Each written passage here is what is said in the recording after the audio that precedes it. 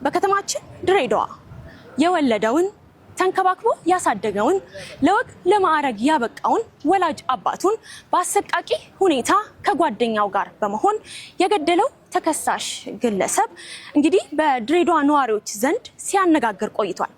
ይህንንም መዝገብ የድሬዳዋ ፖሊስ ጠቅላይ መምሪያ ከኢፌድሪ ፍትህ ሚኒስቴር ድሬዳዋ ቅርንጫፍ ጽህፈት ቤት ጋር በጋራ በመሆን ምርመራውን አጣርተው የፍርድ ሂደቱን ሲከታተሉ ቆይተዋል። በዛሬው ዕለትም በፌደራል ከፍተኛ ፍርድ ቤት ውሳኔ ያገኛል። ይህንንም የውሳኔ ሂደት ተከታትለን የምናደርሳችሁ ይሆናል። አብራችሁን ቆዩ።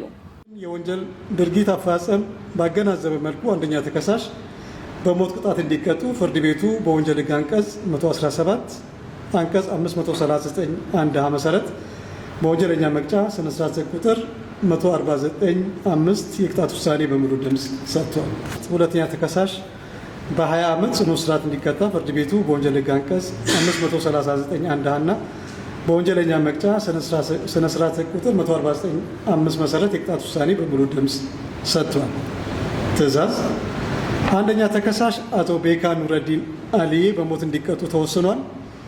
ሆኖም ይህ የሞት ፍርድ ቅጣት የሚፈጸመው የኢፌድሪ ርዕሰ ብሔር ፍርዱን ሲያጸድቁ ብቻ ነው። ሁለት የመዝገቡ ግልባጭ ለኢፌድሪ ርዕሰ ብሔር ጽህፈት ቤት እንዲላክ ታዟል። ይጻፍ። ሶስት የፌዴራል ጠቅላይ አቃቤ ሕግ የመዝገቡን ትክክለኛ ግልባጭ ለኢፌድሪ ርዕሰ ብሔር ጽህፈት ቤት እንዲደርስ እና አፈጻጸሙ እንዲከታተል ታዟል። ይጻፍ።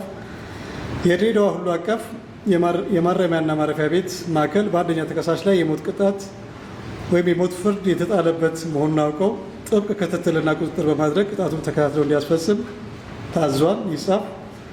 ሁለተኛ ተከሳሽ አቶ ሊበን ወንደሰን እሸቱ በ20 ዓመት ጽኑ እስራት እንዲቀጣ ተወስኗል። በሁለተኛ ተከሳሽ ላይ የተወሰነው የ20 ዓመት ጽኑ እስራት የድሬዳዋ ሁሉ አቀፍ ማረሚያና ማረፊያ ቤት ማዕከል እንዲያስፈጽም ታዟል። ይጻፍ። የውሳኔ ግልባጭ ለግራ ቀኙ እንዲሰጥና የድሬዳዋ ሁሉ አቀፍ ማረፊያና ማረሚያ ቤት ማዕከል እንዲላክ ታዟል። ይጻፍ። ይግባኝ መብት ነው። መዝገቡ ተዘጋ። ወደ መዝገብ ቤት ይመለስ። እንግዲህ እንደተመለከታችሁት ነው በፌደራል ከፍተኛ ፍርድ ቤት አንደኛ ተከሳሽ ቤካ ኑረዲን የሞት ፍርድ የተፈረደበት ሲሆን ሁለተኛ ተከሳሽ ሊበን ወንደሰን በ20 ዓመት ጽኑ እስራት እንዲቀጣ ፍርድ ቤቱ ውሳኔ አስተላልፎበታል።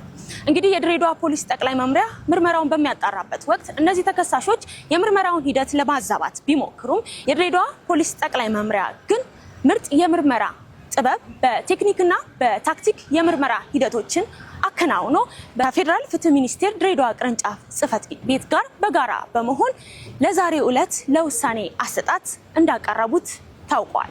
እንግዲህ ይህ ውሳኔ ብዙ አጥፊዎችን ያስተምራል፣ ያስጠነቅቃል ብለን አስበን ወደ እናንተ አቀርበናል።